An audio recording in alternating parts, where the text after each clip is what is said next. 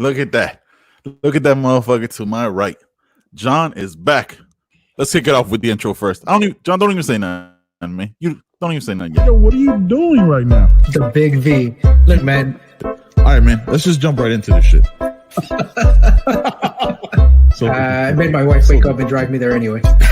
Is it major? Pasó con eso? Pasó con español? ¿Qué pasó, papá? ¿Cómo estás? Any questions? Now, when you bought that sweater, right? You just go, fuck it. I'm going full Mr. Rogers. You've tuned into the Man Chatter podcast.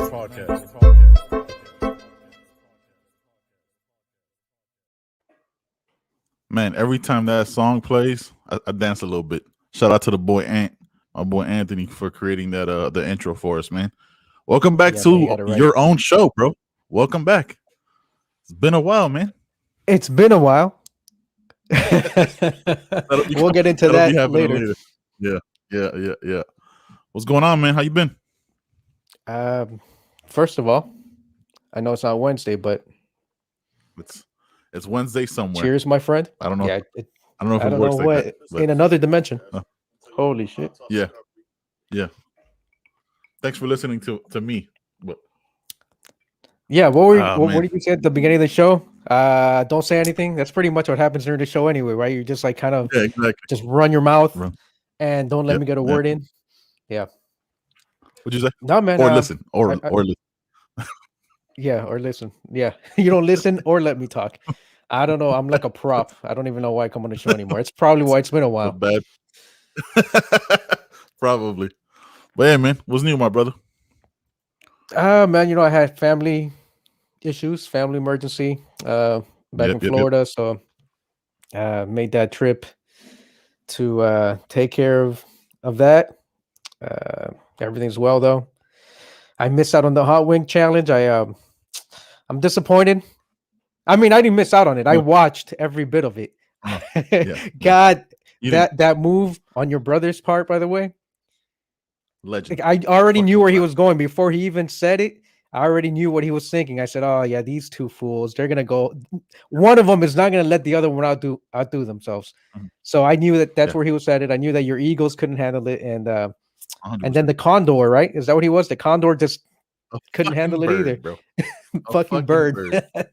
It was. I felt like I was in it. I was commenting, but I almost took the hot sauces with me because I would have been like in the hotel room. I would have just pulled up my phone and I would have joined you guys had I taken them with me. But you didn't even get them though, right? Because you had all the bad weather and snow and stuff.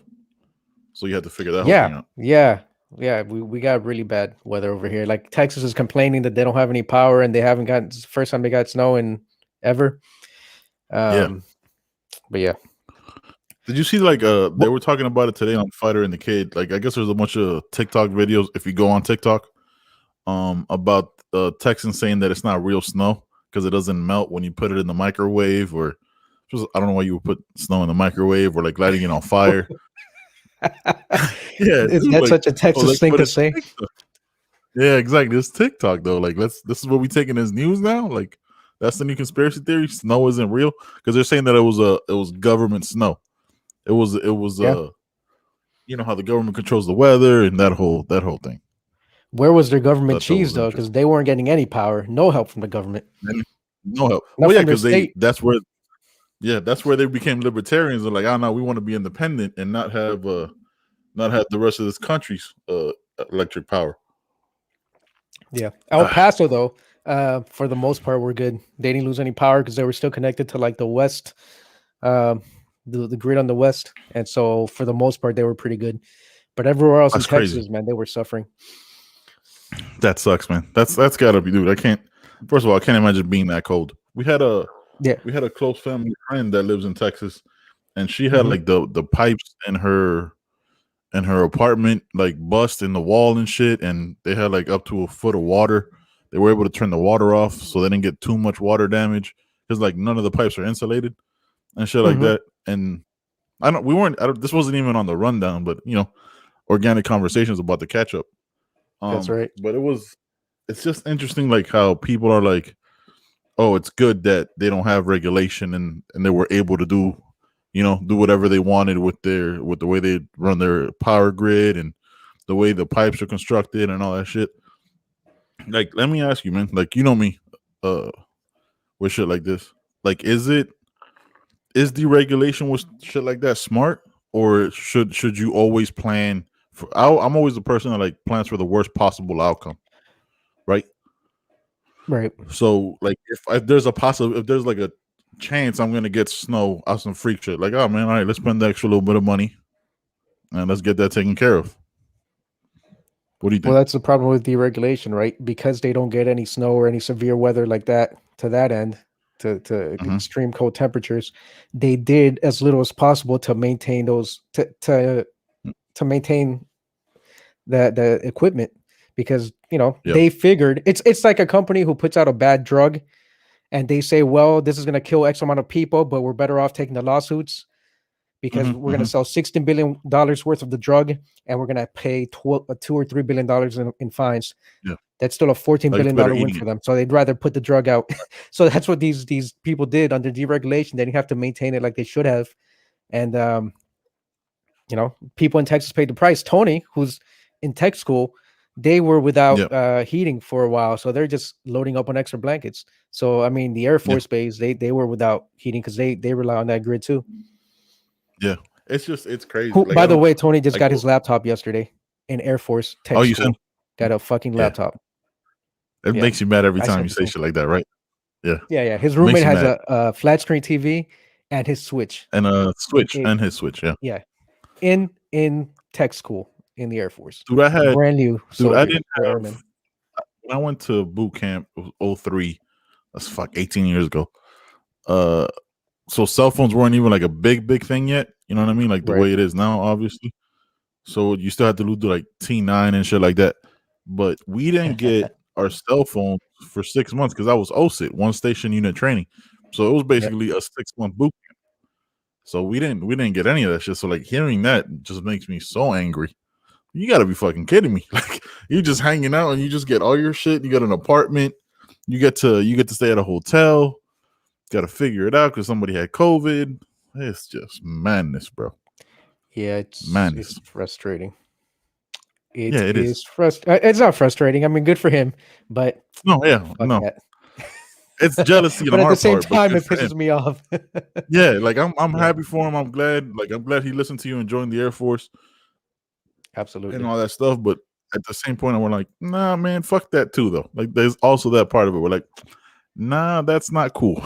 Like, congratulations to him, but I'm reminiscing my boot camp that was like fucking 6 months long. Was nothing like that. I don't know, man. Dude, it took a while to recover. Not really took a while, but like the hot sauce was not fun, as I knew it wasn't going to be. But some of them tasted really good. Some of them tasted, I'm gonna be honest, some of them tasted like legit, like really good. The bomb, was the worst one? The bomb was terrible, bro. The bomb. That's the hottest, one that spiciest one too? Yeah, dude, it tasted like volcano mud. Because I don't know how else to describe it. Like, it was. And you would know you were in Hawaii. Yeah, exactly. It was chewy. It was like grainy. It just tasted like ass, bro. It tasted the worst. Like Howler Monkey, shout out to Panama, which was made in Panama. Was good. It was a little bit sweet. Not much heat. All of them were that one had like really, 600 on the Koval scale. Yeah, that one was the baby. So I was like, so that one's pretty good. And all of them were pretty good, except like fiery food, like the ones that have like I guess like a mustard base, like the yellower ones. Yep. They were better. They're pretty mild. You know what I mean? Like pretty mild, and they tasted better. But like the red ones that had whatever base that is, tasted vinegar like ass. I just didn't like it. Yeah. Yeah, I didn't like it at all. Didn't like it at all. At all, bro. Not even a little bit. Was not enjoyable. I don't think that was the purpose of the challenge, though, right? It wasn't for you to like it or enjoy it. No. I'll suffer. That wasn't the purpose. Oh, no. It was 100% to suffer, and I did. The next day, in the middle of Walmart, having to run to a toilet because I thought I was about to defecate all over myself, dude. I'm trying to cuss right for Walmart, so I said defecate. Yeah, no, absolutely. I just did an upper shelf. That's all. That's all I did. You know what I mean? Let somebody else figure that out. That ain't my problem. Oh my god, that'd be disgusting if you. I mean, people already do that too, bro. But I don't know. That's whatever, bro. But yeah, man, it's good to have you back on the show, bro. What's it been like 2 weeks? You know me, I just been ranting and shit. Yeah, the last show I did was it Wednesday of 2 weeks ago? Yeah, 2 weeks. Yeah. Maybe a Sunday. I don't know. A week and a half, 2 weeks. It's been a minute. That's all. It's all the same.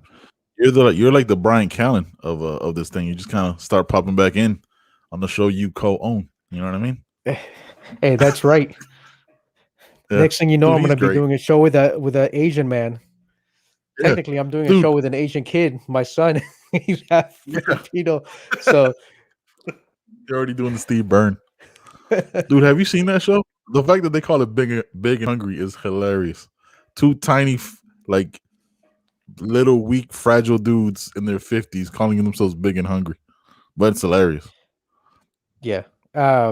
Look, man, I told you I saw Callen like a year and a half ago here in Cleveland. Yeah. And I fucking died. Like he was hilarious. Yeah. But it's funny because, you know, he was you're like you said, he's a small guy. He's a 50-year-old dude, and you know, he's got an ego the size of fucking The Rock. And part of his stand-up was that, you know, how he was in France and he was walking towards this dude, and he's like, who the fuck am I to walk to the sidewalk? No, I'm gonna walk straight to this motherfucker. So it's just funny listening to him because you watch him on stage and you're like, oh shit, he's a lot smaller than I thought he was. I mean, I'm a small guy, but and you know, you see him next to Schaub, and Schaub's a big dude, and I was like, oh shit, he's even smaller than what I thought he would be. So that juxtaposition of talking all bad and tough and shit, but he really isn't. It's funny because he talks about like MMA and boxing and all this other bullshit, you know, just like Rogan does. But Rogan does it, right? He was like a national karate champion and all that bullshit. Yeah. I don't know what the fuck Callen is other than a stand-up. I think he did karate, like, but then again, like we all did karate, so I don't know if that's like a thing you claim. Like I was watching Cobra Kai, so I did karate for like the whole month of December. Yeah, does that count? We were all yellow belts. Everybody quit after yellow. Well, most 98% of us. Did I ever tell you the story about how I got my yellow belt? Because I did Taekwondo. I had to fight this. No, you didn't tell me. I think I was like 12 or 13. I think, or no, I might have been younger than that. Who knows? I had to fight this like big black girl, right? And it was the most uncomfortable situation I've ever been in my life to that point, right? Because like you have to win, right? And like, so I was like, I got to hit a girl. I'm like, Mom, what am I supposed to do right now? She's like, my mom goes, you better hit that bitch. Like, God damn, Mom. It's a little aggressive. Hey, you want that yellow belt? I paid a lot of money for this. All right, fine. All in Spanish, all very aggressive. Niño, pégale. Tú tienes que ganar, carajo. So I gotta tell you another story about my mom. Oh my god, just made me think of another one. But yeah, dude, I fought her and then I beat her like 4-3. But I've never felt so awkward in my life, dude. Like I think I never went for like her head, obviously. She was like big, dude. She was like blindside Michael or big. You know what I mean? Like there was no way. Yeah, there was no way she was like in my age bracket. That's a big human being. So I hit her like a couple times in the stomach. I kicked her in the stomach, and that was it. And then it was around the same time I was playing like YMCA basketball, and this is where my mom got her young aggression from. We were playing, and then we were playing this huge tournament in Hialeah, right? I think we played at like John G. Dupuy Elementary or some shit. And we're playing there, and there's not enough refs for all the games. So one of the parents from the other team refs the game, right? I'm like, whatever. And then like I'm getting hit, like me and my boy Gio, like mind you, we're young and I'm tall. I've always been tall for my age. So I'm schooling these little kids, right? Me and my boy Gio are killing them. So they're like, these kids are hitting me.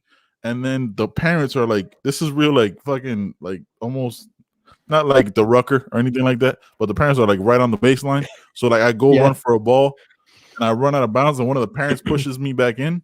My mom goes, Esta puta te va a tocar. My mom goes full ghetto, yo, takes off her earrings. I'm like, Mom, and they had to suspend the game because of my mom. And then like they gave the other team the win because my mom was about to fight. Like in that moment was when like the administrators of the whole thing showed up, so they canceled the game. My mom My mom was about to beat a bitch's ass, yo. Oh man, I could never imagine. I didn't know that your mom, dude. Before my she mom had was that in her. saved, she was. Oh, I thought she Dude, was before born my again. Maybe she before was after born that. She needed Jesus at the time. Like I remind her of that she's like, she found Jesus after that. Like, yeah, she goes, "Yo no recuerdo así." Like, mom, I was there. I know what happened. Oh my god, dude. Yeah, she was about to beat a bitch's ass. Then they bought us pizza and shit. It's like, nah, fuck that. We should be winning this shit. And we got like 7th place out of like 12 teams. Fucking bullshit. Oh yeah, you guys. We should have won. Trash. Yeah, we were trash. We got cheated out of a game. It's fine. It was fixed. You know what I mean? Like it is what it is. Right. Looking back, like how did the parents allow that? Is beyond me. Like how we just gonna let another, like the parent from another team be the ref? Be the ref, kind of like a wife beater and shorts. Like this isn't authentic. This guy's just showing up, man. The fuck is? I don't know that you're remembering that story exactly like it really happened. You might be exaggerating all of it. I mean, absolutely, yeah. I mean, he did where he was in the middle of Hialeah. What are the chances that I'm cubanazo wearing like a white beater? He had the Cuban link and everything. Cuban link chain with the bracelet. Yeah, with the matching. You gotta have the bracelet, man. You gotta have the matching bracelet. I know because I did. Shit, I did too. I didn't think I made it till I had that bracelet. That's right. I didn't think I was shit. I got the chain and the bracelet. Yeah, you made it, Mama. I made it. You just have to make sure your wrist turn green, and you were good. Make sure you got that real. You know what the fuck I'm talking about. You got that. Some of us had to get the silver kind. I was like, I can't afford that gold, and I'm not going for that fake gold. Let me just get some of the silver. Yeah, no. I'll get that silver all day. I'll get that one that'll fade out. I'd rather it fade than fucking turn my wrist green. Yeah. Just fake ass gold. Oh my god. Well, yeah, man, we've been oh my god, dude, the fucking Cuban link bracelets. We've been talking a lot lately about like different ways to find revenue and income and shit like that. And you've been telling me about the Amazon affiliate program. See how I did that little segue there? It's nice to be a little bit in control now and not having to do this whole thing where it's like all on your shoulders and shit. So you've been telling me about it. I looked into it and I signed up for most of it. I got like 90% of it done. I still got to put like my bank account information and all that shit. But for you that actually knows about it, that streamed the tutorials on it, we'll put it like that. What can you tell the people that don't know about it, who think that is there really money to be made there and shit like that? Yeah. Okay. So Amazon affiliate is probably the most known, and I would say it's an entry level one because,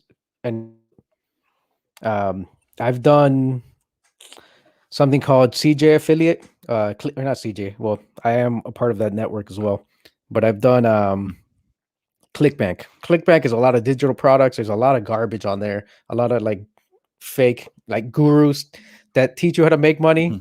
Like they sell their courses on how to make money on Amazon, but they've never actually made money on Amazon. But there's a lot of stuff on there that's legitimate, like for all different categories, health and wellness, and it's mostly digital products, right? So it's courses, it's classes, it's how to learn, Facebook ads. A lot of this stuff, to tell you the truth, is probably free, but they package it in a course where you don't have to go find it through YouTube and multiple videos, and it's all there for you. And so I've done that where I've sold like a keto diet, cookbook, workout program, like the whole thing. And I think that it sold for like $39. $39. And I didn't have a Facebook profile linked to that offer. I didn't have a page. I just ran it straight on Google Ads. So like, when you search something on Google, you'll get the ads at the top, and then you'll get the what you're actually looking for below the ads. Yeah.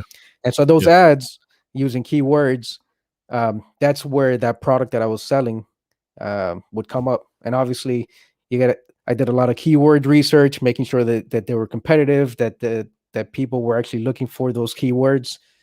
And a keyword is more than one word. It's actually like, let's see, how to lose weight with the keto diet. That's a long tail. Gotcha. They call it long tail keyword because it's more than one. And so I would put it just on ads, and I got people to click, and I would get a 50% commission because it's a fucking course that someone put together, and $39, I was making $18, or $18, $19. So Right. that's easy money because I was paying Facebook ads, but it would take me $7, $8 to land a $19 commission. It made sense to me. Spent $7 to make 19, so my profit is $12. Easy money. But I moved away from that, and now I'm trying to actually put together a site to sell physical products, like higher end physical products. And the way you do that is, if you've ever like researched anything, you research your bike, right? When you went to look for what bike you wanted. 100%. You remember all the fucking videos, bro. You remember all those videos. So, and that's the thing. It's done everywhere. It's done on YouTube as well. It's done on Facebook. So anytime you went to like top 10 hardtail mountain bikes, or top 10 full suspension, or this model trek bike versus this model giant bike, whatever, and they do the comparisons, and then there's links to there. That website you went to wasn't a trek website. It was like someone's blog or someone's website writing up that review or giving you those top 10. And then every time you clicked on a link to that actual bike, it either took you to Amazon. You're not going to find a bike on Amazon. Or it took you to like a bike shop that sells bikes, or it took you to the Trek website that sells bikes. And that code, that means that link in there has a code for them, an affiliate code embedded in the link. So anytime they click on that link and they go to that Trek website and they decide to buy, whether it's the product that you were reviewing or anything else from the Trek website, you're going to get a commission off of it. And then all these programs they have like 4%, 5%, 8%, 10%, depending on what it is you sell. So is there money to be made? Yeah. If someone buys a $2,000 Trek bike and you're making a 5% commission, that's $100. Man. Don't ask me. Yeah. Don't ask me to do that. I was like, I don't know. It's $100. I was like, if someone buys 10%, 200, then half of that. Yeah. Okay, gotcha.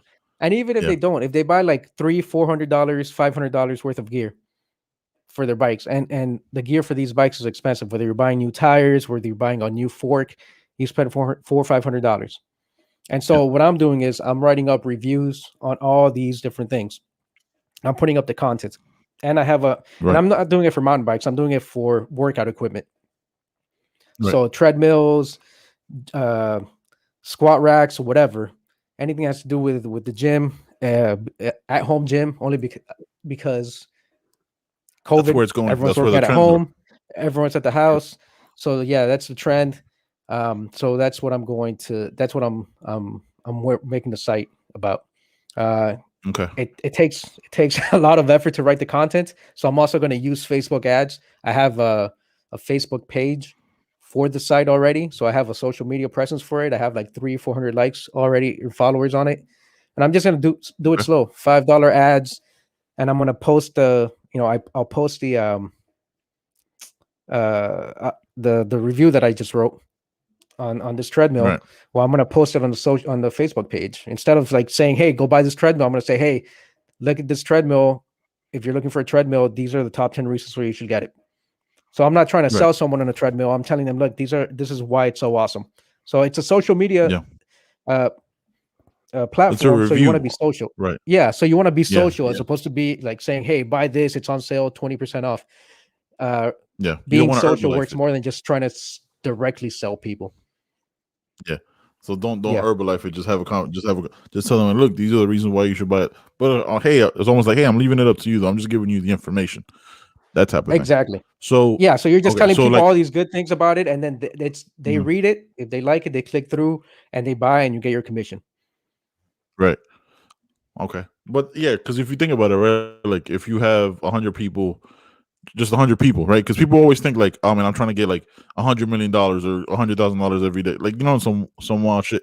But if you just have 100 people going through that link throughout the world, that's reoccurring revenue, right? Like that's not reoccurring. Is it right? What's the word I'm looking for here, John? You always help me out with this shit. Yeah, recurring. Yeah, recurring revenue. I just added the O for absolutely no reason, or pronounced it differently. And the way that I talked about it, it could be the whiskey. The way that I talked about it, as far as writing content, that's called that's the organic way, right? Because you include the keywords in your content and your titles and all that stuff, and then you write a lot of content. And the hope is that over time you start to rank on Google searches for this naturally without having to buy Google Right. ads. But that takes time because it takes time to write this content. I'm not writing 20, 30, 40 articles a day. So it's going to That's a lot take of me articles. 6 to 12 months to maybe 18 months. But you Yep. install things like you track everything with Google, and then and I am going to run ads, like I said, but only like $5 to $10 a day to run ads to the Right. Facebook page to have people to follow it, and then once they follow it, they'll get notified that I'm posting these articles, these top 10 articles, etc. And so I'm going to use both the organic, but that one is a little too slow. So I'm also going to incorporate ads, and I have But experience like targeted, learning right? how. Yeah, you're targeting people that are interested in that field or in gym equipment. And Yeah. so the I got combination of both is going to help ramp up like the traffic and sales. Yeah. So I wanted to unrelated. I just was wondering real quick, like when we watch a YouTube video, right, and we'll get an advertisement for, oh, you're sick of seeing all these people trying to sell you stuff. Watch my stuff, and I'll sell you something different. And it's like, was it like, oh, you want to remember that? I think I sent you a link of like a T-shirt design one, right? Like just Uh-huh. randomly. Like, how does that YouTube? Is that something that person paid for to get that ad thrown in like on across all platforms? Like, how does that work? Because we always talk about like promoting our podcast because we believe in the content that we make. I Yeah. mean, we think it's entertaining and we enjoy it, so we think other people will enjoy it.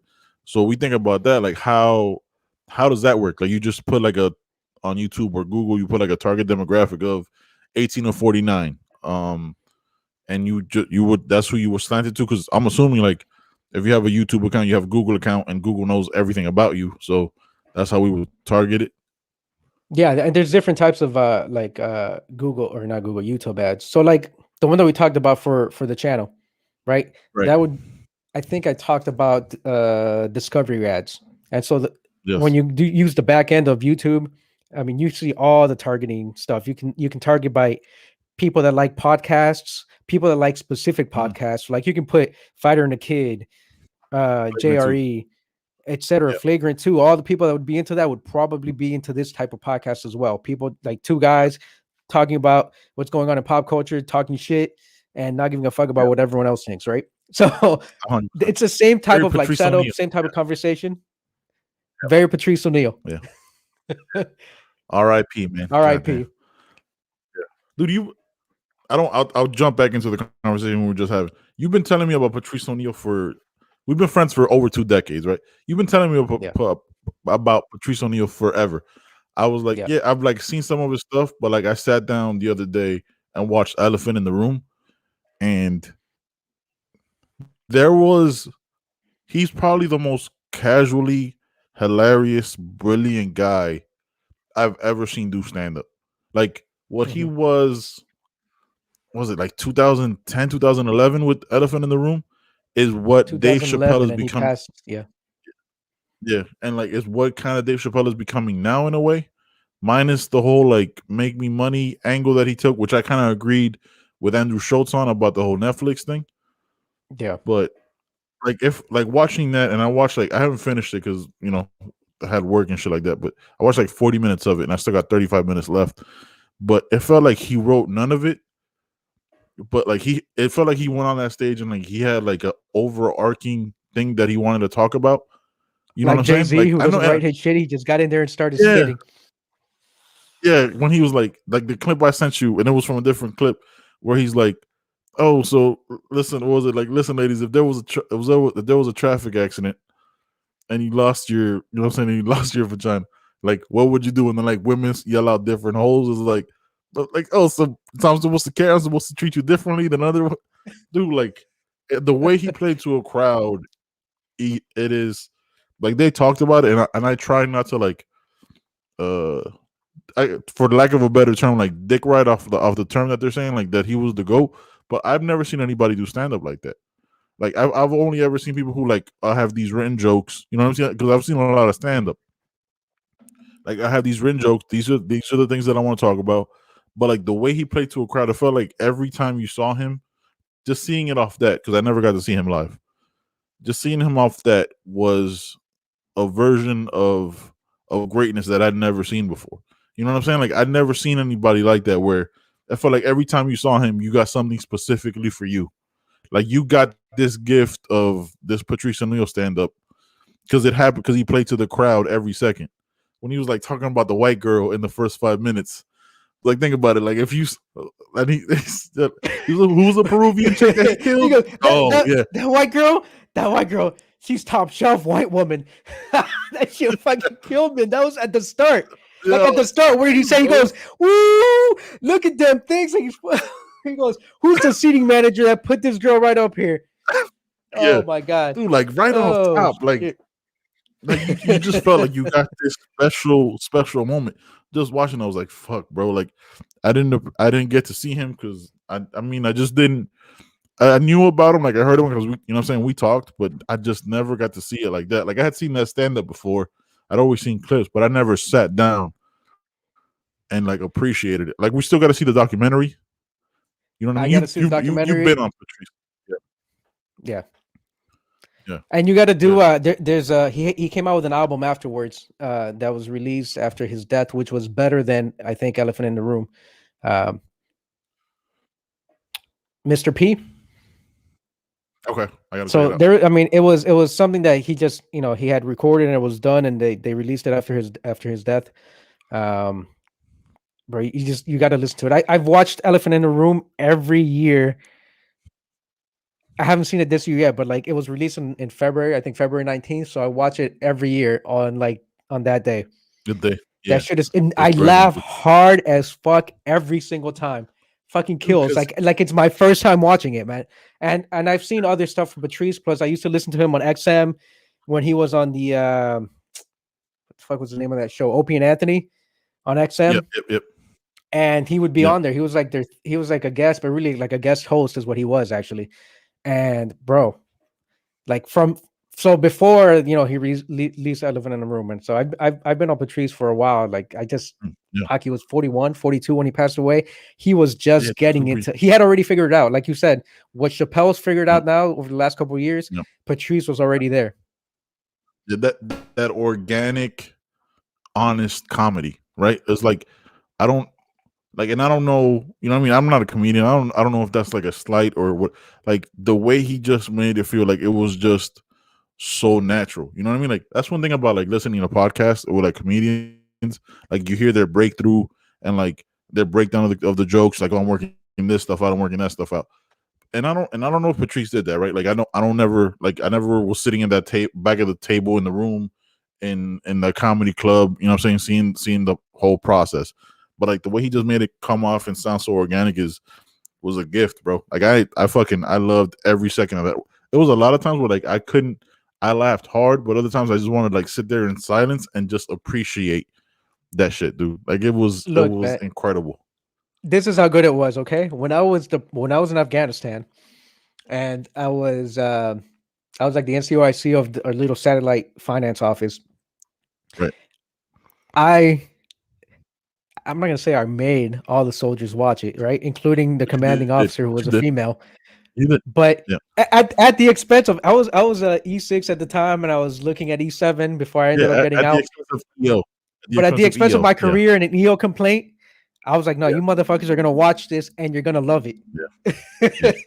Hey, and it's rough, right? Because but I knew the crowd I was with. I knew the type of people I was with. Whether male and female, whatever, but I knew like the kind of like, oh yeah, they'll be able to take these jokes, even though they're rough. Like sometimes if you have a you got a tight asshole, you're gonna be like, oof, that's inappropriate. When he goes, look, this is the last like little bit of it that I'll talk about. Please, if you haven't seen it, please go watch it. It's on YouTube. It's probably everywhere you can find it. But Elephant in the Room. When he goes, the Elephant in the Room. When he goes, hey, I'd be wrong.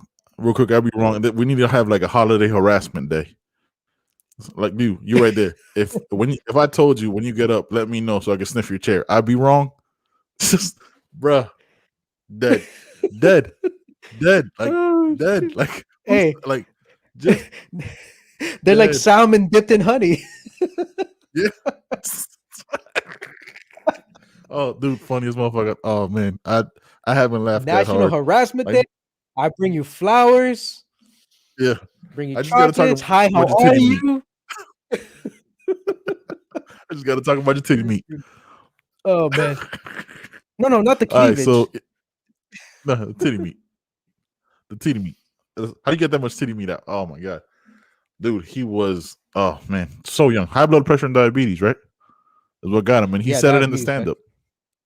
Yeah, he said it in the stand up. He was like, I don't give a fuck. Like, I don't have that much time left. Like, I don't care. He's like, who needs a leg? A leg? Fuck that. It's like an Oreo or a leg. Who needs a leg? Exactly. Yeah, who needs it? Yeah, man. The diabetes killed him, man.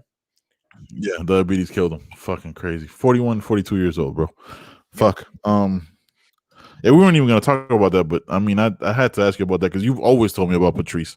Like, you've sent me clips. Like, I remember back in the day, you'd always mention him, and you were right, bro. You were fucking right about that shit. Listen, man. Like I've told you before. I think Callan said this to Shab. I birthed you. Okay. Introduced you to TP2.com and Real R&B. That's true. Yeah. Been telling you about Patrice. I'm glad you finally listened. Real quick though, that R. Kelly one didn't age as well though, right? No. The music is still timeless. The music is timeless. Yes, the person, whatever you choose to do about your fandom to the man in himself, that's on you. God damn, dude, I have it aged pretty good when you see Chappelle doing a bit on it. Yeah, dude, that TP2.com, man. You put me onto it, and then I put my cousin Steven onto it, and then it just kept going down the line. That TP2 with him with the fur coat and the fucking Scully and the glasses, boy, you could just I might listen to that shit tomorrow while I'm on my way to work, man.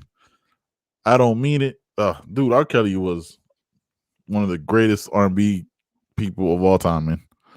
Terrible person and a pedophile, right? Like, let's put that out there. Listen, I mean, is he? This just popped into my head. Is he like the minority's Woody Allen? Like, right? Like, I don't know. I just popped into. Like, I don't even know how to like respond to the same question I just asked, but you know what I mean? Like, isn't there like a Netflix documentary on Woody Allen, Woody versus Farrell, or Allen versus Farrell on HBO Max? Yeah, I saw that pop up on like one of the advertisements, and I want to check it out, but I kind of want to limit myself on how much like crazy shit I watch in that sense. Like, I'd rather watch like funny shit like Brooklyn Nine-Nine. Yeah. Like, I'm good with like the Night Stalker, you know what I mean, for documentary as well, and like the Hotel Cecil, which ended up being, spoiler alert, in 3, 2, 1. She was bipolar and had a psychotic break in the middle of the hotel. That's what happened in that crazy ass video. And so it became this whole other thing. So I'm good for like deep, dark documentaries. Like, I'm just not enjoyable. They're just not as fun, especially during these times when like I gotta be home and I can't just go out and enjoy life. So, but yeah, man. And then you got no lights out multiple revenues. Yeah, I got no lights out here. It's dark as fuck. There's definitely aliens. Chupacabra in this bitch, which translates to goat sucker, which I still don't understand because it also killed cows and like small animals and shit. So, wow. It was catchy. All right, so let's get back to it. Multiple streams of revenue, right? Multiple income streams. So how would you go? How would you like with the, I guess, the Amazon affiliate program being the most junior, easiest one to sign up for and like getting your feet wet into it, right? Yeah, most accessible. Like, how would you recommend, like, would you recommend people to do that stuff, but they also have to like advertise and do all the other things, right? Because it's about diversifying your income, and you know, because especially like for young people our age, because we're 30, we're both 37. I'm 37 in 2 weeks, so I still consider myself relatively young, you know what I mean, and have like 40, 50 years left of life. So like you gotta start having those plans, because retirement isn't what used to be. So this is how you plan for retirement, having those additional streams of revenue to try to plan for that. Yeah, so that one, and by the way, this isn't like, this stuff is taught. There are gurus out there that sell. It's funny how these classes all end in 7. They sell these classes for $9.97, or if you pay now, $4.97. So I knew about affiliate marketing. I had dabbled in it before, but I hadn't done it in a while. And I realized, like you said, hey, I need something else, for retirement. I not just retirement, but I want to retire early. And so so I grabbed one of these courses, not for $9.97, not for $4.97, Streamed it. but You VPN. I acquired the course. Yeah, yeah, and I was like, okay, yeah. And the course that I grabbed, by the way, wasn't one that taught you about writing content and writing top 10 articles and review articles and all this stuff, like the top 10 bikes or whatever it is you're trying to promote. This one was heavy on paid advertising.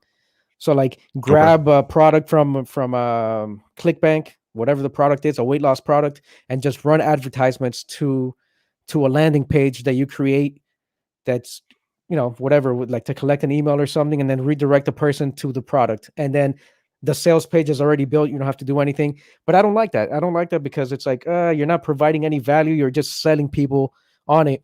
Now, the class itself was great because it was detailed on how to use Facebook ads and how to target and what works best and what doesn't. So like the class, the value I got out of the class was, yeah, I'm a lot better in Facebook advertising. There's some things that I didn't know. And every year, just like Google changes their algorithm, Facebook changes the way that they do stuff as well, and what works and what doesn't. So it was effective in the fact that I'm better at doing Facebook ads and how to use retargeting better. But the one I'm telling you, I'm not going to get results for like maybe 6 months. I might start seeing a sale then. Like, oh, someone buys a bike, I'll see like $100, $120 commission, because the first 6 to 12 months, I'm just going to be building the content, writing it and posting it, writing it, posting it. And then eventually after 6 months, I'm going to have enough content that Google is going to recognize that I have all this content for the same type of product.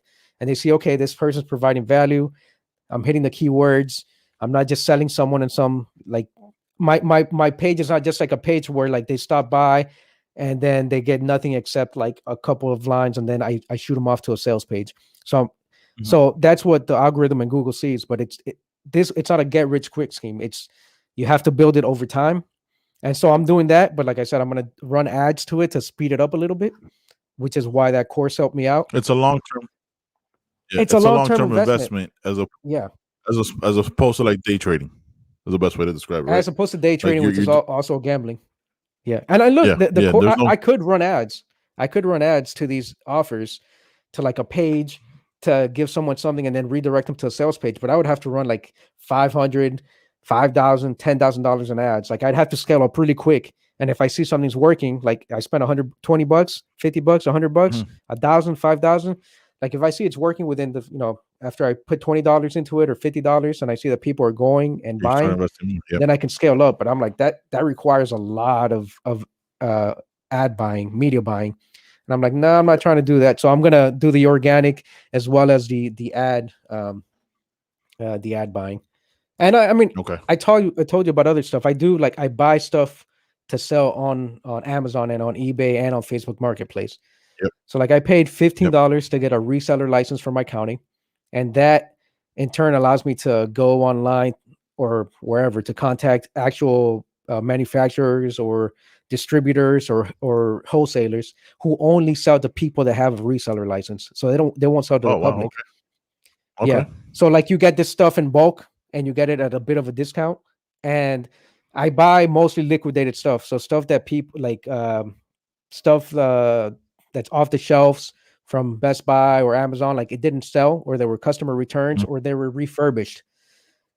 And so I buy them from liquidation websites, and I'll buy lots of, like, I'll buy like the fuck do you call it? A pallet or 2 pallets of whatever it is. Then I get it, I'll inspect it. And after I inspect it, then, same thing. I take the pictures, I write up the descriptions, and I'll post it up on Amazon, eBay, and Facebook Marketplace. So I have a ton of like networking stuff right now, routers, switches. I have a brand new freaking like wine cooler that costs like $700 that someone wants to pay $450 for, which is fine because that entire pallet where the wine cooler came in cost me like $500.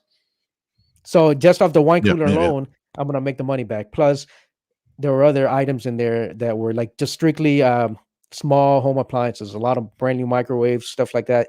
And so that it's easy. That's the fastest way to make money, to tell you the truth. But it's not the sexy way, and it's not what I want to do. I don't want to keep having inventory at the house to then just sell it Yep. on You sent me a picture of Marketplace the or eBay or boxes. Amazon.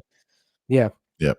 And so that's why I like affiliate marketing, because it's all online. It doesn't take a whole lot of like, you don't need a lot of tech skills. If you can open up a Wix or a Weebly or what it's Squarespace or whatever website, everything is drag and drop. And then it's just about writing the content. You can hire someone to write it for you, or you can, um, yeah, I mean, that's what it is. It's about writing the content. Setting up the website itself isn't too bad now with all the platforms that we have available. Yeah, there's a bunch of different ways. I think that's the new hustle, right? The new grind is what got you. I guess I wanted to ask you. I don't think I've ever asked you this. What got you started on this? Like, did you have a conversation with somebody back in the day? Because I mean, I've known you 25 fucking years, and like you've always been like, I'll say this. God, it feels weird to give you a compliment. Like you've always been a person like that's forward thinking and like planning for the future. Because again, we come from similar-ish backgrounds, right? Like where we have to figure out a way to, you know what I mean? Like we saw the struggle of our moms and all those and all that stuff that it came from. So like it gives you like Steven said a long time ago on the podcast, like it gives you like this starving hunger where like you have to keep grinding to make sure like you're never in that situation because you know what it was like. Right. So is that kind of where like your knowledge and your thirst for acquiring more knowledge came from? It feels more like an interview than like a co-host of a podcast, but like I'm interested in that shit because that's dope.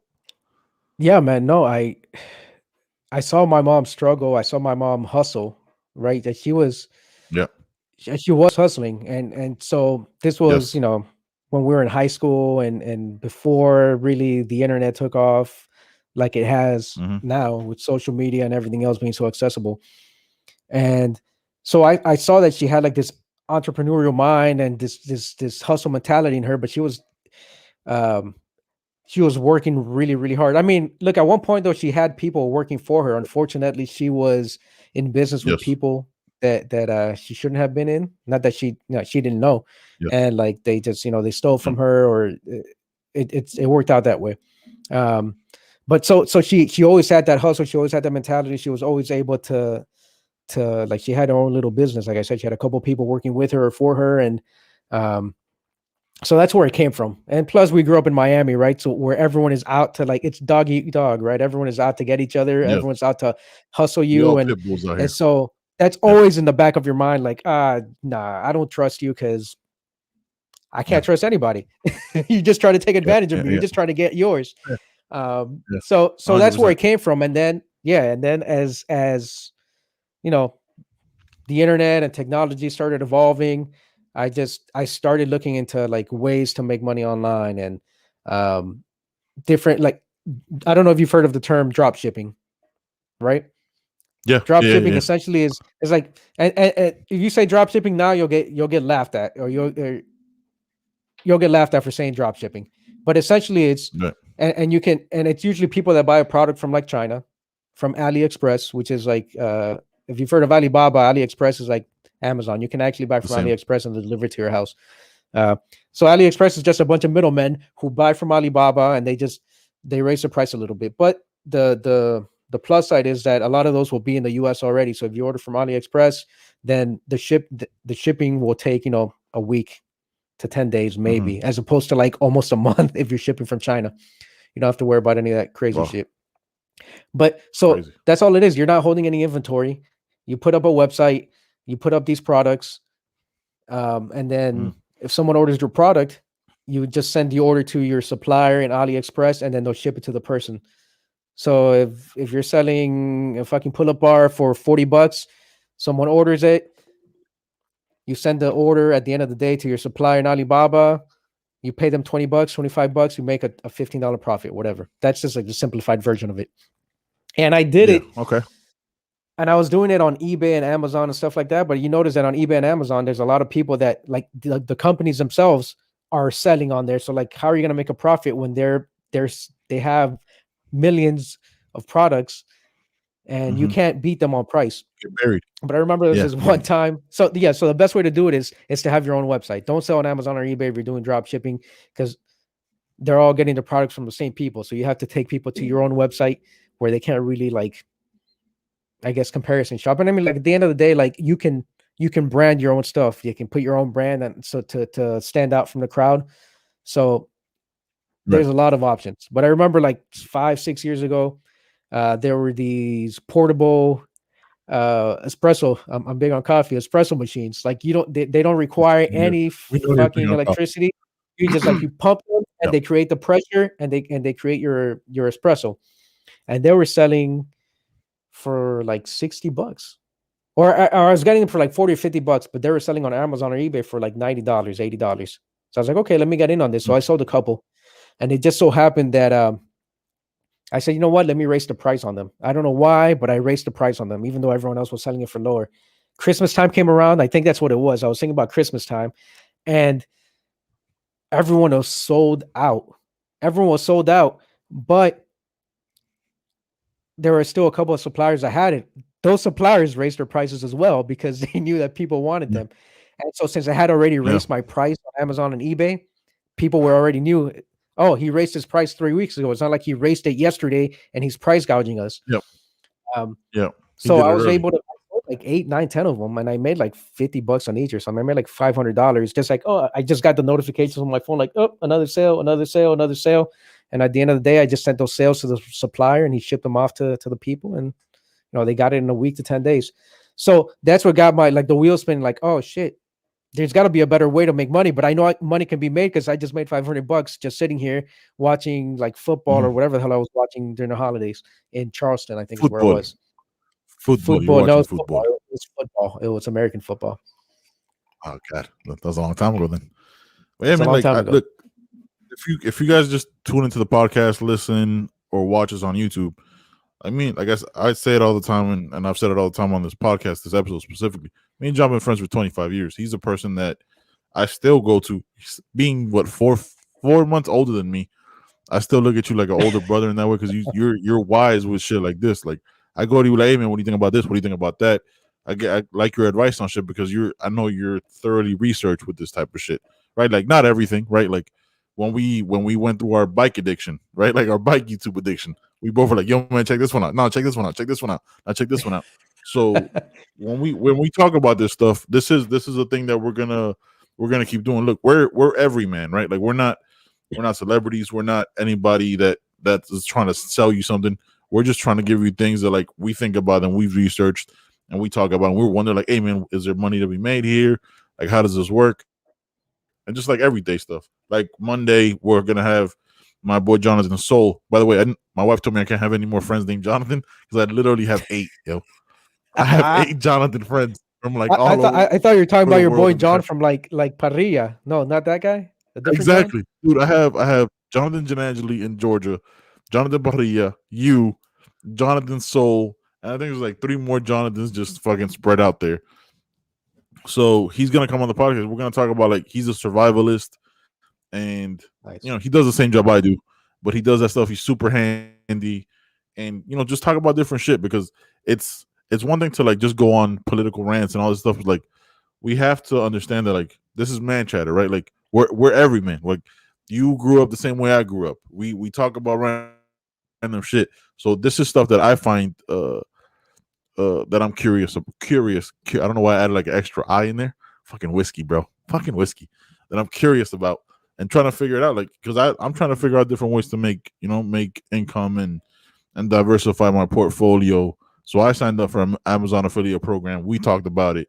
You told me about what things to do, what things to look out for, and like we're gonna grow the channel and advertise the channel and shit like that. So like it's just things that like we find interesting, and we hope you find interesting as well if you're listening to us. So that's why like this podcast with John is almost more like an interview than a conversation between co-hosts. Because I give him shit all the time with like how long he takes to like send me audio and shit like that. But that's just because we're brothers. But like we're co-hosts of this shit. Like it's 50-50. I'm Brendan Schaub, he's Brian Callen. You know what I mean? That's just what, but he does a lot more work than Brian Callen. Like, he works hard behind the scenes trying to figure out Like he's the one that's you taught me all about OBS. You taught me about like the targeted ads, which by the way we cursed too much on, so we couldn't run the ads.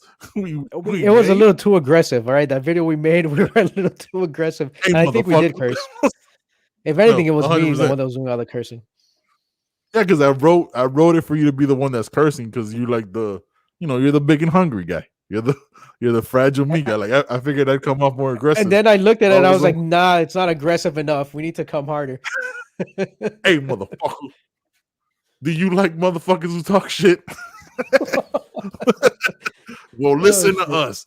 Yeah. Like we're cutting a but look, cutting one last thing on the whole affiliate marketing thing. It's as easy as when we write the description to the show, we're using this mic. I'm using these earbuds, whatever earbuds you're using. Yep. Since you have an affiliate marketing ID and people might want to know, hey, what kind of gear you're using, you put that in the description. We use this mic, we use these earbuds, Ben used this headset, whatever. And it's that link to the product on Amazon, and you'll get paid because it'll have your ID. Yep. Yeah. So like the knife that I'm about to talk about. The knife that I'm about to talk about me spatchcocking some chicken. Like you could just attach that. That doesn't sound right at all. But you spatchcock that chicken. That was a word. I got a Jonathan Soul, my Mississippi John. Right. I'm just gonna give them the city like the state they're from, and then just call them that from. That's just how I'm gonna deride them. But he texted me that in a group chat with Kobe, right, that we had on the podcast because they were friends from a long time, and he goes, "Hey man, you ever spatchcock a chicken?" I was like, "Hey bro, is that a racial slur? The fuck is a spatchcock chicken?" Like, nah, man, you just get the kitchen shears and cut out the spine and then turn it over and like crack the breastplate. I was like, I've never heard of that in my life, bro. And Kobe's like, I've never heard of that in my life. I was like, so I have a white person that's also never heard of it. I didn't feel that bad because I felt ignorant as shit. But dude, I smoked another chicken today. I will not smoke a chicken any other way. It cooks everything evenly. The first time I ever smoked a chicken, it was okay. Like my family was nice, where like my mother-in-law was here, and my wife like, no, it tastes good. But like now when my wife eats the spatchcock chicken, yeah, it's a game changer, man. It's totally different.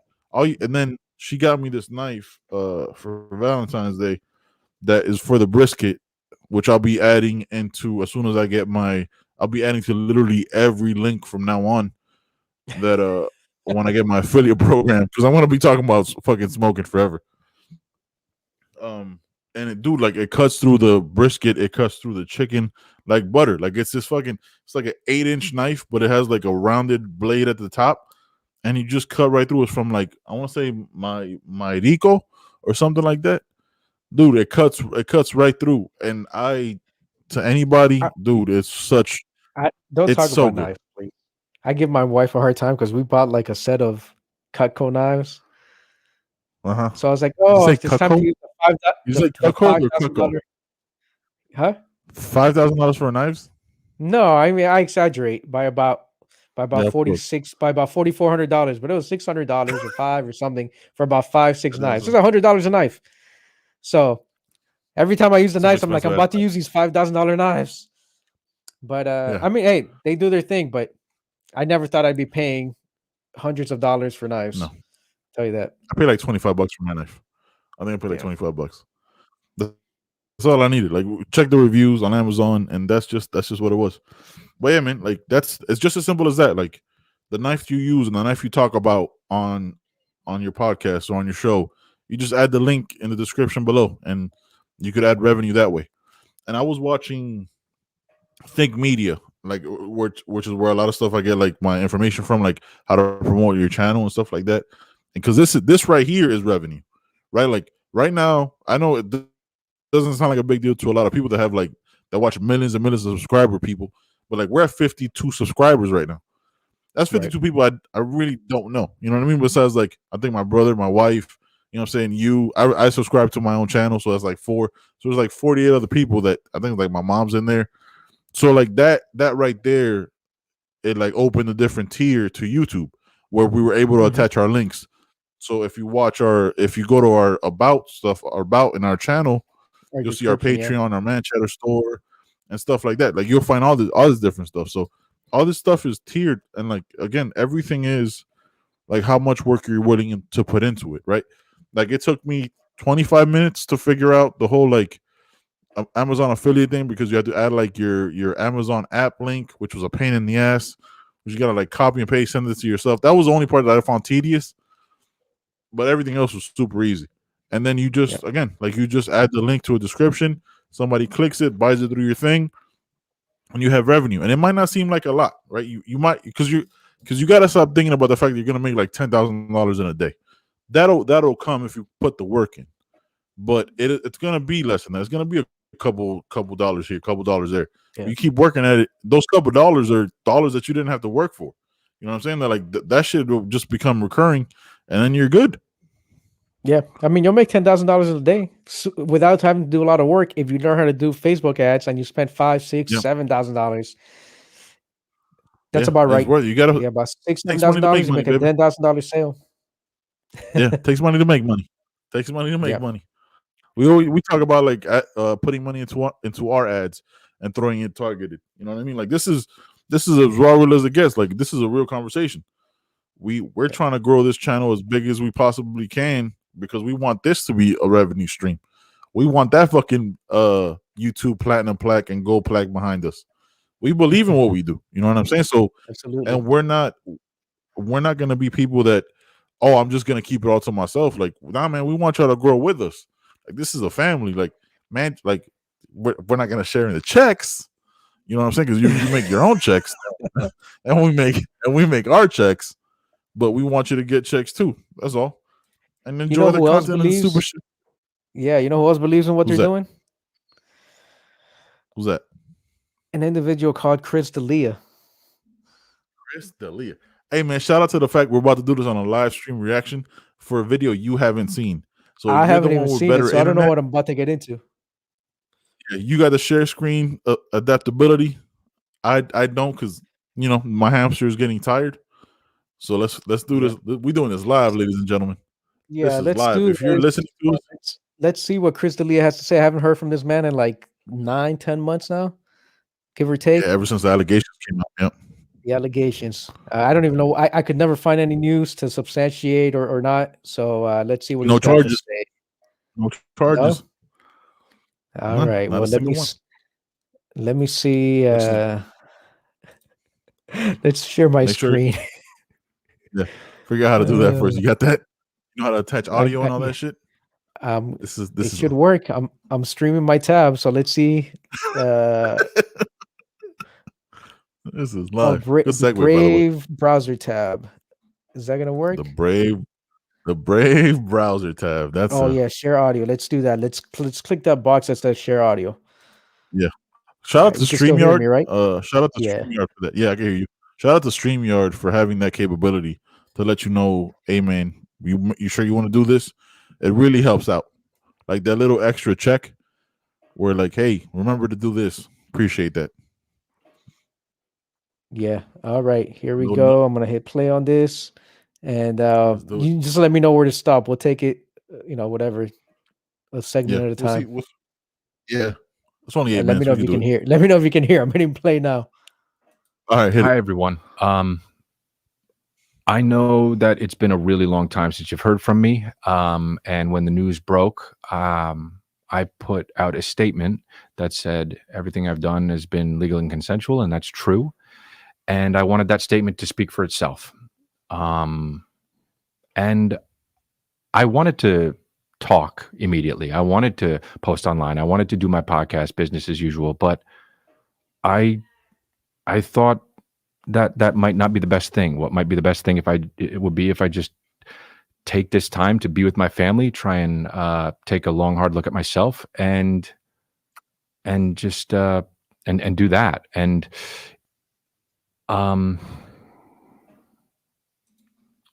it was Yo, what do you think so far? Yeah. Whose voice is he using? Who the fuck is speaking right now? That's his serious voice. That's his I fucked up voice. Yeah, that's 100%. Yeah. All right. I mean, I don't know whose funeral he's speaking at. Maybe his own funeral. But I've never heard that voice in my life. Yeah, he's never been this serious. He's always been a silly goose. It's right. rough, right? It's hard. It's hard to listen to when you've only known him one way. To think that's his, you know. But yeah, there we go. All right, let's go, family man. Bro. Shout out to StreamYard. It was hard. I first of all, I do know how it looks with all the stuff that's been said and the emails that have been put out there and what the media has been trying to say. And I know it looks bad, and it doesn't show the full scope of what happened. I stand by the fact that all my relationships have been consensual and legal, and that's just it. That's the truth. I threw this kind of time away. I've seeked out a lot of kind of, medical advice, therapy, and stuff like that. That doesn't matter here nor there. But what I have come to understand is this was always about sex to me. My life was, sex, it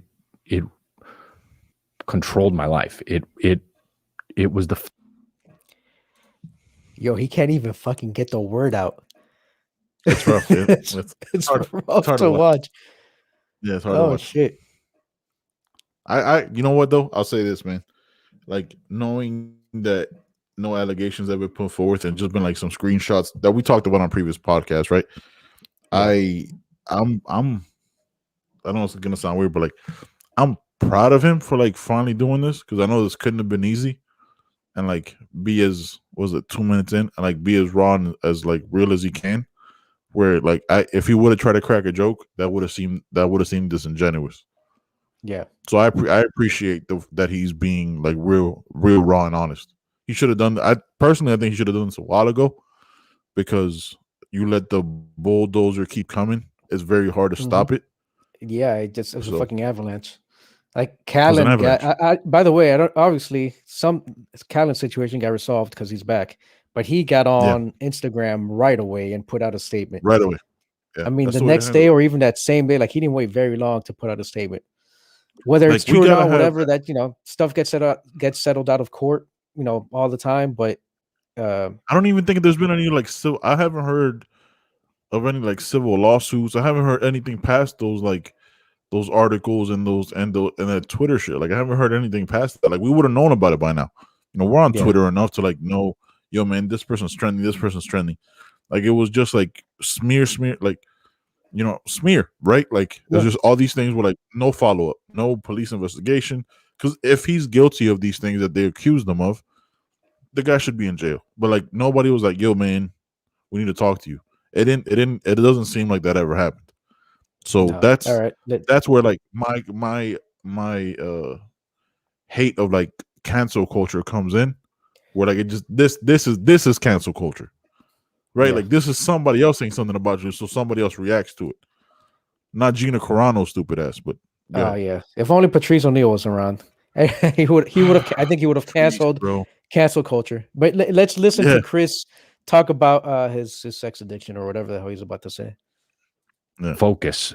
It was my focus, all the time, and I had a problem, and I do have a problem. It's not like you months down the line you just kind of everything's better. I need to do work on that. When I first started doing stand-up and I started getting a little bit of notoriety in my early 30s, having sex got a lot easier, is the, for the lack of better words. And I felt lucky. I felt like, oh, wow, I don't need to work as hard. I can just do a show and then have sex, or roll into a city and look at my inbox and then just start writing. And I did, man. I wrote. I mean, I know you've seen some of the messages online. I mean, there's way more than that. I would get 50, at least 50 messages after a show each city a night, and I would reply to all of them. And I thought in my mind that being straight up with these women was the right thing to do. I'd say, hey, come to my hotel room and let's have sex. Let's make out. Let's do this. Let's do that. And that was what I thought was right. I realized through all of this. Hey, by the way, whether he's bullshitting or not, I'm glad that he's like, hey, I'm just being straight up. They messaged me and I said, hey, I'm being straightforward. I'm not going to try to bamboozle you or tell you, let's go hang out. And then to try to trick you into something else. He was just straight and direct with them. But isn't that, I guess that's what, like, when hearing it from him and then thinking back to like the messages we saw, right?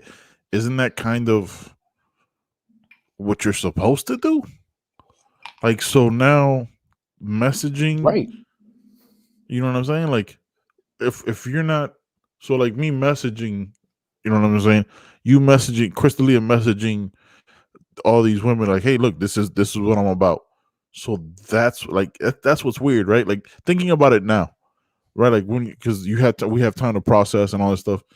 It's like he just sent it, like that's way better than like a Bill Cosby situation when you think he's like she's coming in for like a table read and she's getting drugged and raped. He's sending a message like, look, this is what I'm about. This is what I want to do. So if you come over, you know what I'm saying? That's what I'm looking for. You are a consenting adult, and this is what I don't see anything wrong with it, bro. Like, no, I don't either. And I mean, did you hear that? At least over 50 messages, and he responded to all of them. I mean, I don't look. If I was think about the tour. If I'm single and I'm turned the country and I got like 50, let me rank them. Let me rank and stack them from 1 to 50, and then I'm gonna start messaging. Like, what? That's what you would do. Yeah, that's when you're single 100%. Well, I think 100%. The fucked up part is that I don't know if he did it while he was with this girl, because I think he's with someone or he's married now. Keep hitting play. So you gotta watch. Yeah, that's where we're getting to. Shit. yeah. That doing that is just treating sex like it's casual and being flippant with people. And that's not the guy I want to be. It's not okay. And I'm sorry for that. It makes me feel shameful and it makes me feel bad.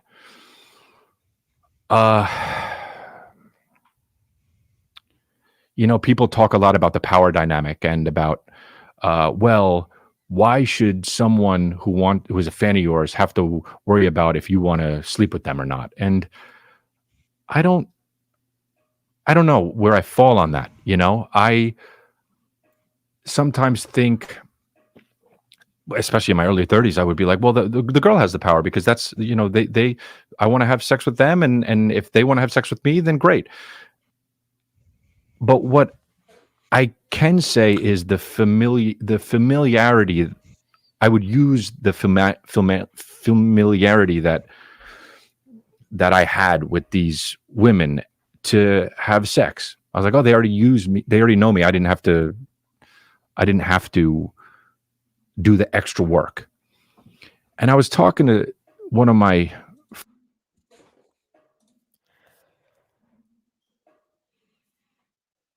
are you frozen? No. I just want to leave it there, like a shoulder shrug. You're like just holding it. Yeah. I'm just holding it. Yeah. I'm like the emoji. You know what I mean? Look, man, I get the power dynamic, right? But yo, man, they're messaging him. Yes. Whatever that is on Instagram, on Tinder, whatever the hell he's got on, probably on his Twitter and Instagram, because they know who he is. Like, where's the? Yes. If anything, I would be like, they're trying to get me to some shit. They're messaging me, and if I go out here, they're gonna try to get me into some fucked up situation. Like, if anything, they hold the power. They're going out of their way to message you. They know who you are. Like you said, you're the celebrity. You have this. You're a public figure. and whatever, he might not be like an A celebrity or whatever the hell, however you rate celebrities, but he still has notoriety. He's still a public figure. Like, if anything, I think even though he's the famous one, they're reaching out to him, and he wants to fuck. And he's telling them, "This is what I'm about. I'm in the city for 2 nights for the weekend because I'm doing the Friday and Saturday show, and I'm out on Sunday." So again, he's upfront about it. I don't think he's.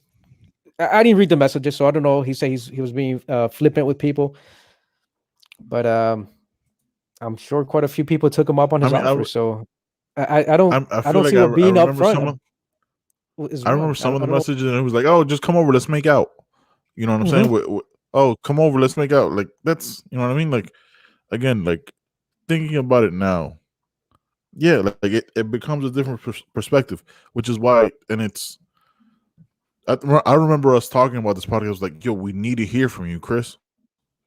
Like, because we're not like, look, I said it on the Gina Carano thing. It was like, ever since that Coventry kid shit, I will refuse to react to something over the top right away, right? Because I was embarrassed with that shit. Because I went on a rant. I was like, "Oh man, it ended up being a bunch of bullshit, all this stuff." All right, like, I was like, "Chris, we need to hear from you, bro. Like, we don't need to hear from your lawyers because they went on social media. We need you on social media. If this came out 6 months ago, however long it was when all that shit happened to him, it's a totally different conversation." You know what I'm saying? Like, if this happens, it's a totally different thing. Look, I'm still a fan of Chris D'Elia because this, you know what I'm saying? Like, again, like, they message him, he responds. Like, how many women you think message Drake right now? How many women message the baby? How many women message every celebrity you can fucking possibly think of? Yeah. How many men message celebrity women? You know what I'm saying? Like, that's like, and they respond, and you're supposed to be like, "Oh my god, he responded, and he told me, and she told me, or he told me he or she wanted to fuck." Isn't that why you messaged celebrity X? Like, you didn't message celebrity. Did you message celebrity X to like become a friend? Like, you shot at the moon, and the moon responded back, and now the moon is wrong. All right, let's see what else he's got to say. Yeah, let's go.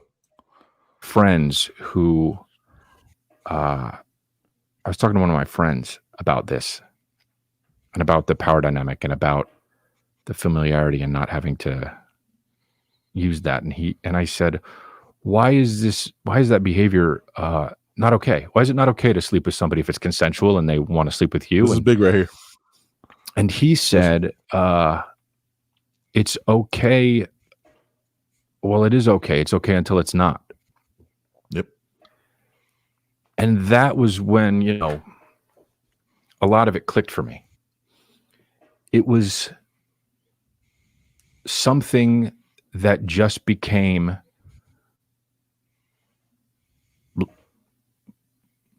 life controlling. I mean, I would think about it all the time. I would go and I would do my show, and like I just said earlier, and it was too much, and it became a lifestyle that I didn't know how to stop. I didn't even think I had a problem. I thought that this was how it was. I thought that guys in my position were lucky enough and fortunate enough, and it was going out of control. And I never stopped it. I cheated on most of the girls that I've been with. I cheated on my fiance now. And this is my dream girl. This is the girl that I want to be with for the rest of my life. And even that wouldn't stop what I was doing. And I was headed for you know what I was headed for? I was headed for this. And this needed to happen because that's heavy, bro. That's heavy. Damn. That's heavy. When that's all you've ever done, in that situation, it's, it becomes a routine. Yeah, I mean, that's Heavy, all he. bro. That's all he. I mean, look, we're guys. It's not like we said it, right? If we're in that situation, we're single. Like, why would I not message these girls back? But to take it to the point where, like, that's what he was just. That's all he was thinking about. That's all he was thinking about. Obviously, I mean, That's a it's an different issue. issue. Like men and women, whether we're made differently or not, or we both have sex on our mind, but to the point to get to that point where it's controlling everything you do. Essentially, what it sounds to me like his life was based around just being able to go, who's the next person he's going to sleep with. And of course, he had his show and his stand-up down, so he had it down that he didn't have to worry about the stand-up, what he was going to do on stage. He was just trying to get those 60 minutes over with. Yeah. Yeah. Yeah. Real quick, before we get back into this conversation, I want to give a shout out to Maritza Flores.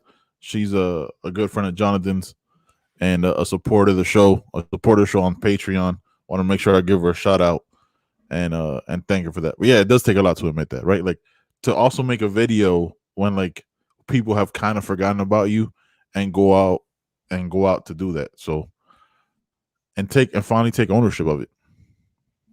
It's big. Yeah.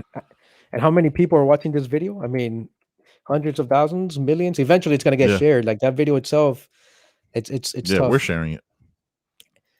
And yes, thank you very much. I was on the last show. I was in the comment section a lot, just like Maritza was. Unfortunately, I couldn't make it to the the show. I feel like you purposely made that thing happen so you didn't. I made that trip to drive 30 hours or whatever the hell I had to drive. Nah, no, son. No, but we're not, us as men, we don't ever want to downgrade or diminish sexual assault, sexual battery, any kind of sexual violence towards women in any way whatsoever, right? But it does get scary when a certain allegation can just become with like, again, like if he's, this is where like I said, like this is where the cancel culture becomes an issue, right? Where like screenshots of a conversation of a back and forth, you know what I mean, becomes the narrative of who he is. Again, like he's owning up to it, right? Again, look, I was a sex addict. I was in this routine of every time I was on tour, I would hook up with these girls because they messaged me and I messaged them back. But I'm telling them in these messages, if you come over here, you're gonna get dick down.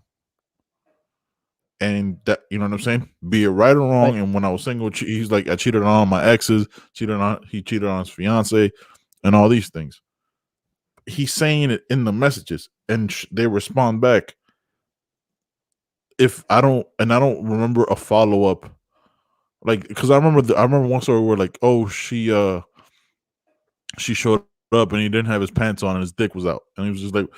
Was like, I'm pretty sure, like, let me see the messages, and I'm pretty sure Chris D'Elia told you. Yeah, Chris D'Elia was going to, hey, my dick's going to be out when you get here. You know what I'm saying? Is it an addiction? Yeah, but did he send you the message? Yes. Okay. Yes. Also, I'm not yes. saying it's right, but goddamn, he wasn't Bill Cosby trying to drug you, and then, you know what I mean? Yes. God. Yeah. And look, you said something earlier, and I was thinking the same thing, and we've said this before, where we're like, when all this went down, we're like, are you going to say something, Chris? Like, Brian Callen came out and said something right away. Like, are you going to say something? But at the end of the day, like, who the hell are we? Like, yeah, we like his comedy and we watch the podcast, but the only people he's going to say something to is his family. His family and friends and whatever. That's really all that matters. We're just assholes. We're just assholes. But that's like, the truth, right? Like, if we had, however, whether we have 52 or we have 52,000 or 520,000 and something happens, like, do we owe maybe... Like, do you owe the people, because the people that watch the show they do support him, right? They support his lifestyle. I'm sure he's getting paid through YouTube, through ads, through everything else. It's the same thing. So even though they're not paying him directly, they're paying him indirectly. But you know, that money's not coming out of their pocket. Like, he doesn't owe them an explanation. They're not paying a subscription. No. You know, if you have a Patreon subscription and someone's paying you $5, $10, $25, and then you have like Schultz, he's got $90,000 coming in a month, because I just checked it yesterday. He's got like 20,000 almost patrons, and then he just falls off the face of the earth. Then those people are paying you. You owe them an explanation, because they're paying you 100%. directly. That money's coming out of their pocket. But I don't think that he owes anyone an explanation when they want it. It's whenever he wants it, and it happened to be 5 days ago. Yeah, let's see how bad the risk. He needed to take time to process it, right? Because it becomes a self-realization, right? Where like he thought, Absolutely. like he said, he thought what he was doing was right. He didn't think there was anything wrong with what he was doing. So that clash of personality is hard to look at. It's hard to recognize. It is. All right. Yeah, before we get back to the video, I want to say thanks Maritza for the welcome. And I want to ask something, because I have an issue with Jonathan. So how is it? Is it Maritza or is it Maritza? Is it Flores or is it Flores? Because Jonathan likes to say Jonathan Parilla. All right, he forgets that he's Venezuelan. Es un venezolano arrepentido, es lo que es ese huevón. But that's all right. That's all right, though. I'm gonna let it go. I'm gonna let it go because he was our first producer and patron. Episode will be, and she's a co-exec. Yeah. Shout out to Maritza being a citizen. Thank you so much. Yeah, thank you. All right, let's see what he has to say in the rest of this video. Because I wouldn't have stopped cheating. I wouldn't have stopped using sex. I wouldn't have stopped. So I have a chance here to really, and I have been doing the work and being somebody who is a role model for my son. And I want to do that, and I can't stress that enough. I can't go back, and I can't fix that part of me, that hole in me that was trying to be filled with that, the loneliness on the road, or the fear that I felt, or the insecurity that I would try to chase and just conquer with this, with sex. And it was out of control. So I have a chance here to apologize to the people who got caught up in that shit, and the lies that I would tell my fiance, my friends, and I'm sorry. I think that being a comedian, what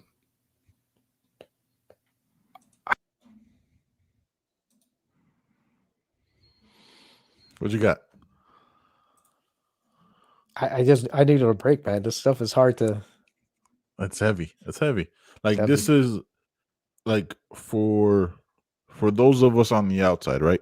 Because we're all on the outside. Minus is like family and group of friends. Right. This is the other side of cancel culture that you don't see. This is the real cancel culture, right? Like I said, like losing a job isn't cancel culture. Allegations being put against you with no proof, no criminal proceedings, even no civil lawsuits in any way whatsoever, up until this date of this recording on February 25th, 2021, for just rumors to ruin your life, right? Like that's the other thing about like the Hotel Cecil, right? Was that like there was a guy in there that got his life ruined by these web sleuths. Because I have no idea what you're talking about with Hotel Cecil, but hold on a sec. So wait, what do you mean you almost feel bad for Maritza? So almost, but not really. I mean, he's still worth, whatever he's worth, I guess. Yeah, he's still a person. Yeah, but it's like the Hotel Cecil. You remember that video that went viral like 7-8 years ago? You know what I mean? That went like viral 7-8 years ago about that girl in the elevator that went like was doing like crazy mannerisms in the elevator and like thought she was being followed by something. So there's a documentary on Netflix about that. There was a guy, because she ended up dead. There was a guy that stayed at the Hotel Cecil like a year earlier, and these web sleuths said that he stayed there at the same time and just started bashing him and attacking him, ruined his career, like got canceled pre-cancel culture, right? Like made it seem like he murdered her and all this stuff, because he was a Marilyn Manson, but like a dark Mexican Marilyn Manson. You know what I mean? He was just like a really weird yeah, like not like he was dark. I'm saying like he was a darker version, but he was also Mexican. Of like, you know what I'm saying? Like, so I it got was you. I got you. he fit into that stereotype of like somebody who might have killed her if you're an idiot and just think that people who fucking wear rock outfits are murderers. Right. And that whole thing. So they ruined his life where he had to go like to a mental health institution. His career was ruined because he was like a rock artist. He couldn't get a deal. He couldn't ever make music again. And you're seeing him was like, dude, that now there's like, and 3 weeks later they found out that she has a psychotic break, and she died doing via accidental death. But there was no apology. But social media destroyed that guy. Yeah, man. Court of public opinion. And Yeah, with social media and with technology the way it is, like that stuff gets out, whether it's true or not, before the truth gets out. Yeah, the good or whatever. It's gonna get out first. Before you hear it in the news, you're gonna hear it through Twitter, through Instagram, through Reddit, through everything else, and it could be true or not, but it's out there. It's out there, and you can't control it.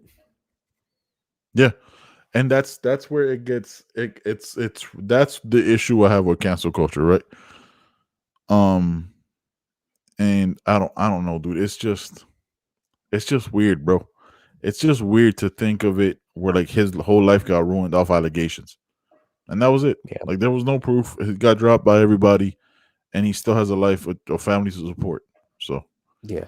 All right, let's finish it. Yeah, and Maritza's right, right? Like the fucked up part is that he was doing. I mean, he admitted it. He was doing it, not just on his fiance, but with other girls that he was with other girls he dated. He cheated on them. Yeah, his fiance, like the risk that he could be putting her in, that's inexcusable. So yeah, I can understand why you don't feel bad. That we're not excusing. That we're not excusing at all. It's funny the stuff that you tell yourself to make everything okay, like the cheating and the sex every night or whatever. Well, any guy would do this, which is not true, or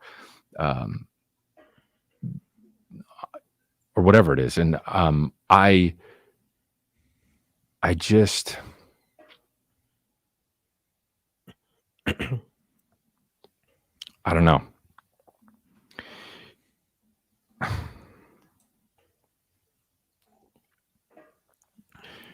It was too much, and I made too many excuses, and I can't do it anymore, and I haven't been. And I've been on this path of recovery now for a bunch of months. I'm doing well, and it's the hardest. It's the hardest thing ever to have to look at yourself and realize that that's what it is, and that's what you've done, and that's who you are. And so that's that. But thanks for listening, and I appreciate you all. Thanks. Whew. All right. That was something, bro. Yeah, that was something. We're not ending the podcast like that because that's kind of dark and heavy. But no, we're not. No, we definitely can't.